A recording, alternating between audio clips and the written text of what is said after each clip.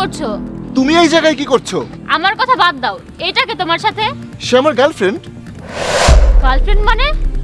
Wait, আমি ভিডিওটা করে রাখি, তোমাকে আমার ডিভোর্স দিতে সুবিধা হবে। এই, মুখ ঢেকে রেখেছিস কেন? মুখ দেখা। এই, তুমি সব কি করছো? ভিডিও করে রাখছি। তোমার সাথে এই ছেলেটাকে? সবকিছু যখন জেনে গিয়েছি তখন আমার আর এসব বলতে কোনো প্রবলেম নেই। ও তুহিন, আমার বয়ফ্রেন্ড। তা কতদিন ধরে তোমাদের এই রিলেশন? আমাদের রিলেশন 2 বছর হয়েছে। 2 বছর?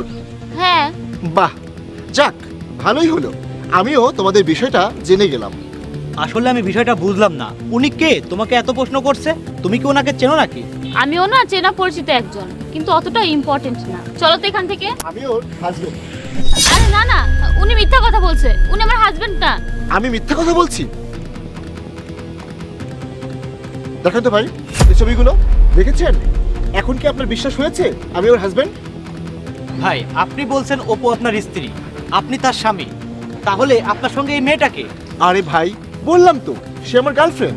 আমি আসলে কিছুই বুঝলাম না ভাই। আচ্ছা ভাই, আপনার এত কিছু বোঝা লাগবে না।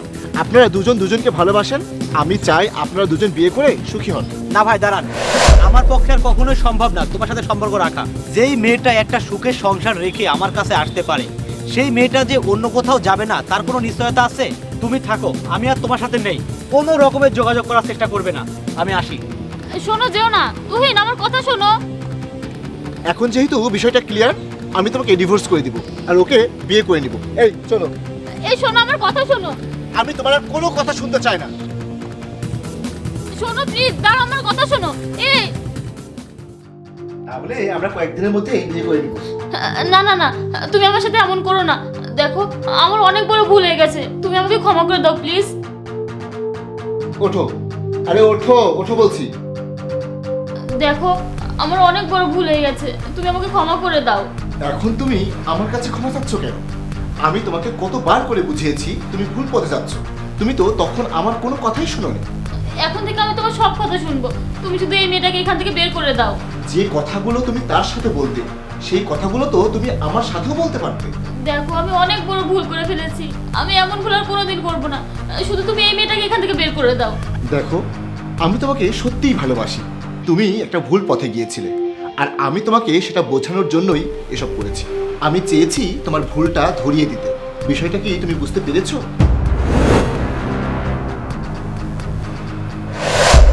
ও আমার এক ছোট ভাই।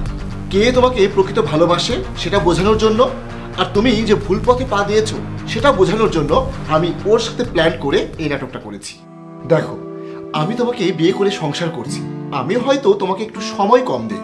আর একটা কথা কি জানো, সংসার হলো একটা বন্ধন, আর এই বন্ধনটা নষ্ট হলে স্বামী স্ত্রীর জীবন ধ্বংসের দিকে চলে যায়। আমি এবারের জন্য তোমাকে তোমার ভুলগুলো শুধরানোর জন্য সুযোগ দিলাম, কিন্তু ভবিষ্যতে তুমি যদি এরকম কোনো ভুল করো তাহলে আমি কিন্তু তোমাকে আর কখনোই ক্ষমা করবো না। আমি তোমাকে কথা দিচ্ছি, আমি আর কোনোদিন এরকম ভুল করবো না।